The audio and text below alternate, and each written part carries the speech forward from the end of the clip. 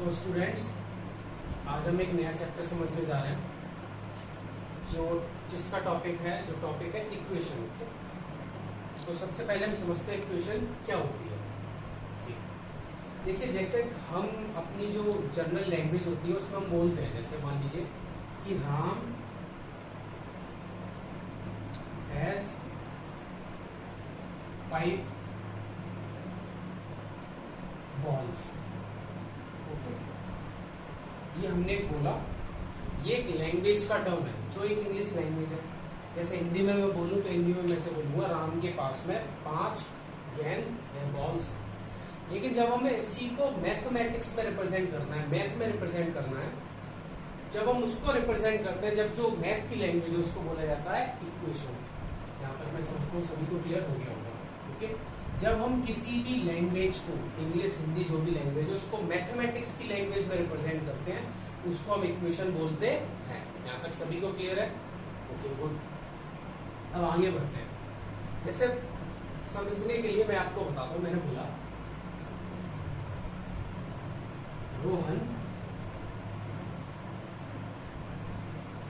has 4 balls and Veer has 3 balls। Okay, find total balls। अब मैं पूछूं आपसे, find total balls, find total balls।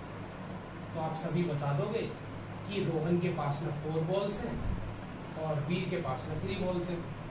अगर मैं टोटल की बात करूं तो आप मुझे बता दोगे 4 + 3 7। हाँ या ना? ये हमारा आंसर होगा। लैंग्वेज आप सभी लिख लोगे कि Rohan equal to Rohan balls, 4 Veer balls 3, इस तरीके से लिखेंगे, मांगे कर देंगे। अब मैं इसका एक एडवांस फॉर्म समझा रहा हूं आपको कि हम इसे इक्वेशन में कैसे रिप्रेजेंट करते हैं। ओके, इसको समझना थोड़ा सा। और इन केस किसी को अगर फिर भी डाउट है तो प्लीज कमेंट सेक्शन में बताएं, मैं उसको पूरा क्लियर करने की कोशिश करूंगा। ओके, मैंने बोला x, मुझे नहीं पता ये एक व्यक्ति भी हो सकता है, एक इंसान भी हो सकता है, या कुछ भी हो सकता है। x = 3, इसको मैंने रिप्रेजेंट किया। इसका मतलब जो x की वैल्यू है वो 3 है। मैं बोल सकता हूं कि जो x की एज है वो 3 है। मैं बोल सकता हूं x के पास बॉल्स है वो 3 है।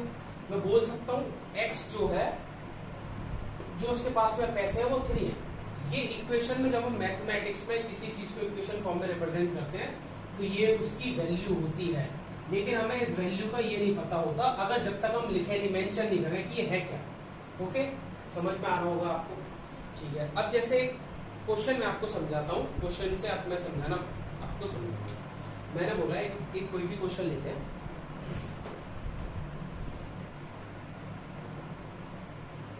मैंने बोला sum of 3 and x, sum of 3 and x is 13। मैंने क्या बोला आपसे, एक एग्जाम्पल के लिए क्वेश्चन है, sum of 3 and x is 13। अब इसको हमें इक्वेशन में रिप्रेजेंट करना है। ओके, इसकी एक इक्वेशन बनानी है। क्लियर है सभी को? देखते रहो आप। ओके, अब इसका एक इक्वेशन बनाना है तो उसको हम देखते हैं कैसे बनाएंगे। अब हम कैसे रिप्रेजेंट करेंगे? मैंने बोला सम ऑफ 3 and x, तो मैं लिख सकता हूं सम माने प्लस होता है नहीं होता, जहां भी सम आए उसका मतलब है प्लस। Add x + 3 = 13। यस और नो? यो क्या ये इक्वेशन बन के तैयार हो गई या नहीं हो गई? इसको बोलते हैं हम एक इक्वेशन। ये देखो लैंग्वेज था, जब मैंने इसको मैथमेटिक्स की लैंग्वेज में लिखा। ये एक नॉर्मल जो लैंग्वेज हम यूज करते हैं वो है, जब मैथमेटिक्स की लैंग्वेज में लिखेंगे इसको बोलते हैं हम इक्वेशन। क्लियर होगा अभी सभी को? ओके, अब इसको मैं सॉल्व कर रहा हूँ, बताता हूँ आपको सॉल्व कैसे करते हैं। एग्जाम्पल के लिए आप लोग x + 3 = 13 है। हाँ या ना? ओके, अब मुझे सिर्फ x की चाहिए। ओके, अब मैं क्या करूंगा, मैंने पहले भी आपको समझाया, जब हम मैथमेटिक्स में करते हैं तो दोनों चीज, जो कोई भी प्लस माइनस मल्टीप्लाई डिवाइड करेंगे वो इक्वल टू के दोनों साइड करेंगे। +3 है, यहाँ पर सिर्फ x लाने के लिए मैंने -3 कर दिया। अगर मैंने यहाँ -3 करा है तो इक्वल टू के इधर भी मेरे को -3 करना होगा। 3 से 3 का 0, इसका मतलब यहाँ तो सिर्फ रह गया x। 10 13 में से 3 गया तो 10, तो x का जो वैल्यू है वो 10 है। ये हमारा फाइनल आंसर है। यहाँ तक सबको क्लियर हुआ है? ओके गुड, मैं समझता हूँ क्लियर हो गया होगा। स्क्रीनशॉट ले लें या नोट डाउन कर लें। ओके, मैं इसको रख कर ले रहा हूँ।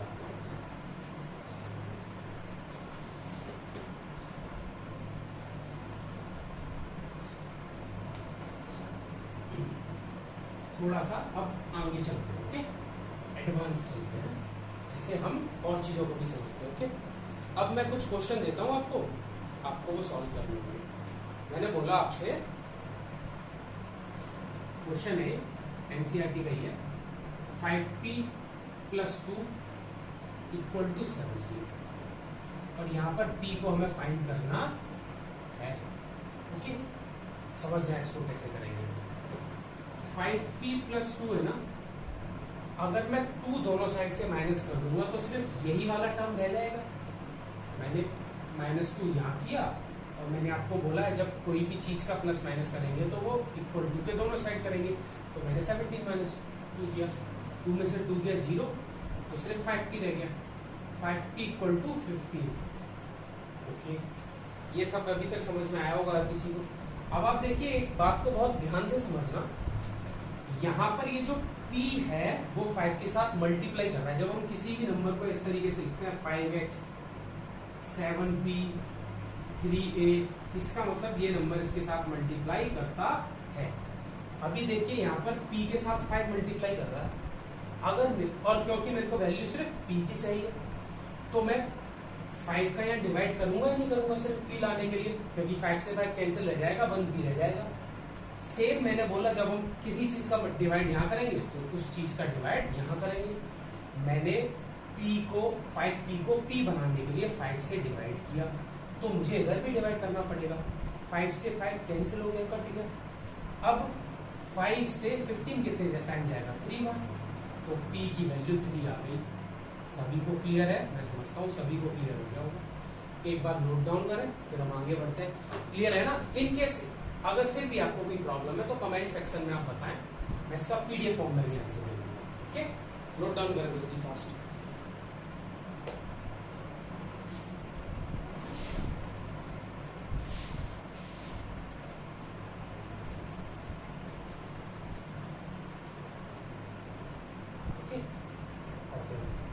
इसको आगे लेके चलते हैं। अब एक और एनसीईआरटी का मैं क्वेश्चन दे रहा हूँ, मैं आपको कुछ क्वेश्चन कराऊंगा, उसके बाद में आप घर पर खुद प्रैक्टिस करें, फिर आपको कोई प्रॉब्लम है तो आप में से वो क्वेश्चन डिस्कस कर सकते हैं। ठीक, इसमें एक क्वेश्चन एनसीईआरटी का है, उसी को हम पढ़ते हैं। उसमें दे रखा है सम ऑफ, समझते हैं आगे, सम ऑफ नंबर NUMBER, ध्यान से देखना, sum of number x and 4 is 19। Okay, ये पूछा है। अब यहाँ पर हमें इसकी इक्वेशन बनानी है। ओके, हमें इसकी इक्वेशन बनानी है। अब देखिए एक इक्वेशन बनाते हैं, नंबर है NUMBER, ये थोड़ा सा स्पेलिंग मिस्टेक हुआ है, NUMBER। ओके, इसकी अब इक्वेशन बनाते हैं हम। देखिए अब ध्यान से, वही जो मैंने बताया, सम का मतलब पहले समझना है, प्लस होता है। ओके, प्रोडक्ट का मतलब मल्टीप्लाई होता है। जब भी हम प्रोडक्ट की बात करें उसका मतलब मल्टीप्लाई होता है। डिफरेंस की बात करें तो उसका मतलब माइनस होता है। डिफरेंस की बात करें तो उसका मतलब माइनस होता है। प्रोडक्ट का मतलब मल्टीप्लाई होता है, सम का मतलब प्लस होता है। ओके, अब इसमें देखिए आप क्वेश्चन में क्या बोल रहा है, sum of number x and y is 19। Sum का मतलब प्लस, किस किस का प्लस? x and 4 का। x + 4 का जब हम प्लस करेंगे तो कितना आएगा? 19। इक्वेशन में हमने रिप्रेजेंट कर दिया, ये हमारा आंसर आ गया। सिंपल सी बात, सम है प्लस, किस किस का प्लस, s और 4 का, x और 4 का, कितना है 19 है। समझ में आया होगा अभी सभी को। ओके, तो सम का मतलब प्लस, प्रोडक्ट का मतलब मल्टीप्लाई और डिफरेंस का मतलब माइनस। क्लियर है सभी को? गुड, क्लियर होना भी चाहिए। ओके, अब नेक्स्ट आगे देखते हैं। ओके, एक और, अब मैं क्वेश्चन बता रहा हूँ एनसीईआरटी का क्वेश्चन है। क्वेश्चन बोल रहा है, एनसीईआरटी का क्वेश्चन है, क्वेश्चन नंबर 6 का फर्स्ट। वो बोलता है Irfan says that he has 7 marbles more than 5 times the marble Parmit has. Okay, अब देखना, आप समझना है इरफान क्या बोल रहा है। इरफान बोल रहा है, एक इरफान है लड़का और एक परमित है। समझना, मैं आपको समझा रहा हूं। इरफान बोलता है कि ही हैज, इरफान जो है वो 7 ज्यादा मार्बल हैं 5 times the marbles Parmit has. देखिए, मान लेते हैं हम परमित के पास x मार्बल है। ओके, इरफान के पास में कितनी ज्यादा है, परमित की 5 टाइम्स। टाइम्स का भी मतलब मल्टीप्लाई है, टाइम्स प्रोडक्ट एक ही बात है, टाइम्स का भी मतलब मल्टीप्लाई होता है। अब ध्यान से समझना, इरफान बोल रहा है उसके पास में मार्बल्स कितनी ज्यादा है, 5 times of Parmit marbles plus 7 आया ना, ये है उसके पास में। अच्छा, अभी हम ये देखते हैं इरफान के पास में जो टोटल मार्बल्स है, इरफान है 37 मार्बल्स। इरफान के पास कितनी मार्बल है, टोटल 37 है। देखिए एक बार फिर से मैं समझा रहा हूँ, हमने मान लिया परमित पर x मार्बल है, अब इरफान पर कितनी है, 5 times of Parmit plus 7। Parmit की 5 टाइम्स मतलब परमित की 5 गुना प्लस 7, तो x है परमित, उसकी 5 गुना प्लस 7। अब मेरे को x की वैल्यू निकालनी है। अब मेरे को ये निकालना है कि x की वैल्यू क्या है। बताइए, हमारे पास में परमित की मार्बल्स क्या है, x परमित की है। तो अब मैं करूंगा क्या, मेरे को x फाइंड करना है। 5x, सबसे पहले मैं 7 का एलिमिनेट करता हूँ, प्लस 7, तो प्लस माइनस यहाँ पर भी 7 करूंगा और माइनस 7 यहाँ पर भी करना होगा। अब 7 से 7 कैंसिल हो जाएगा, है ना, तो 5x इक्वल टू, और 37 में से 7 गया तो 30 बचा। अब मेरे पास में एक वैल्यू आ गई है 5x इक्वल टू 30। अभी मैंने आपको बताया था यहाँ पर जो 5 है वो x से मल्टीप्लाई करता है, तो अब हमें क्या करना होगा, इसको डिवाइड करना होगा, इसको भी 5 से और इसको भी 5 से, हाँ है ना, दोनों को 5 से डिवाइड करना होगा। तो 5 से 5 कैंसिल हो जाएगा, कट जाएगा, और ये 5 से कितनी टाइम जाएगा, 6 टाइम, 5 6 30। तो x की वैल्यू कितनी आ गई, 6, हाँ या ना। इसका मतलब परमित के पास में जो मार्बल्स हैं वो 6 है। अब देखिए, मैं इसको क्रॉस चेक करके भी आपको समझाता हूँ। देखिए, उसने इरफान बोल रहा है मेरे पास में जो मार्बल है वो 37 है। कितनी है, 37 क्वेश्चन में है, लेकिन वो बोल रहा है जो परमित है उसका 5 टाइम्स मतलब 5 टाइम्स मतलब मल्टीप्लाई प्लस 7 है। यही तो मार्बल्स 37 होनी चाहिए ना, क्रॉस चेक कर रहे हैं। तो 6 5 जा 30 और प्लस 7, 30 प्लस 7 37, हाँ या ना। इज दैट क्लियर और नॉट? यहाँ तक अभी तक सबको समझ में आया है? धीरे धीरे आपको खुद भी प्रैक्टिस करनी होगी अपनी बुक से। ओके, नेक्स्ट क्वेश्चन देखते हैं।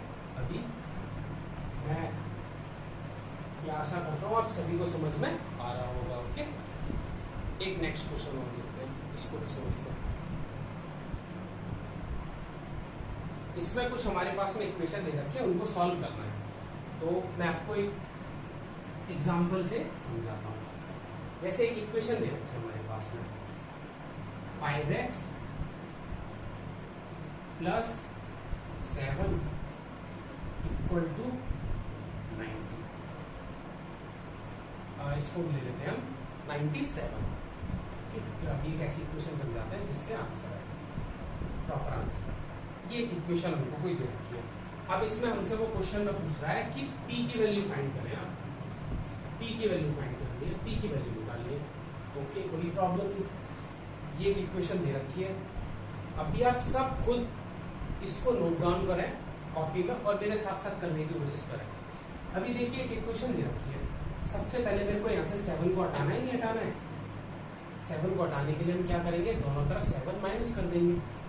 5p प्लस 7 ये तो इक्वेशन है, -7 इधर किया तो -7 इधर भी करना होगा, दोनों side plus minus multiply divide करना होगा। 7 में से 7 गया तो पूरा कट गया, 0 बच गया। इसका मतलब यहाँ क्या बचा, सिर्फ 5p। अब 97 में से 7 गया तो कितना बचा, 90 आया ना। अच्छा अब देखो, अब ये इक्वेशन रिड्यूस होके यहाँ आ गई है, घट के यहाँ आ गई। अब ये मैंने बोला जब भी 5p या 5a या 7x या 2 भी लिखा होगा, इसका मतलब ये दोनों नंबर आपस में मल्टीप्लाई करते हैं। अब 5 को एलिमिनेट करना है तो मेरे को इस नंबर को भी 5 से डिवाइड देना होगा और इस नंबर को भी 5 से डिवाइड देना होगा। मतलब पूरी इक्वेशन को मुझे डिवाइड किससे करना होगा, 5 से। हाँ है ना। अब जब मैं 5p को 5 से डिवाइड करूंगा तो सिर्फ p हो जाएगा, 5 तो कट जाएगा, 5 1 जा 5, 1p इक्वल टू p, एक ही बात है। जब मैं 90 को 5 से डिवाइड करूंगा तो हो जाएगा 18 टाइम्स 18, 5 जा 90, तो p की वैल्यू 18 आ गई। तो हमारा आंसर क्या आया, p इक्वल टू 18। यस और नो, ये हमारा आंसर है। क्लियर है सभी को, क्लियर हो गया होगा। प्रैक्टिस के लिए एक दो क्वेश्चन और कराता हूं आपसे, जिसके आपके सारे कॉन्सेप्ट क्लियर हो जाएं। ओके, कुछ एक दो क्वेश्चन।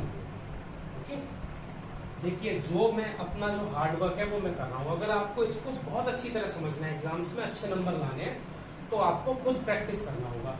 और आप सभी लोग जानते हैं practice makes a man perfect, is it और नॉट। तो मैं चाहता हूँ आप सभी लोग अच्छे अच्छे एग्जाम्स पे नंबर लाएं, उसके लिए आपको प्रैक्टिस करना होगा। एक क्वेश्चन और मैं आपको कराता हूँ। देखिए इसमें एक इक्वेशन दे रखी है, 4 + 5p - 1 इक्वल टू 34। ये एक इक्वेशन दे रखी है हमारी एनसीईआरटी की बुक में। एक्सरसाइज 4.3 का क्वेश्चन नंबर है ये।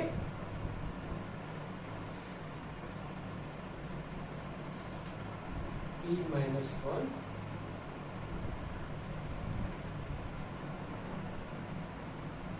एक एक क्वेश्चन दे रखा है। ओके, क्वेश्चन नंबर कौन सा है ये, इसको देखना है।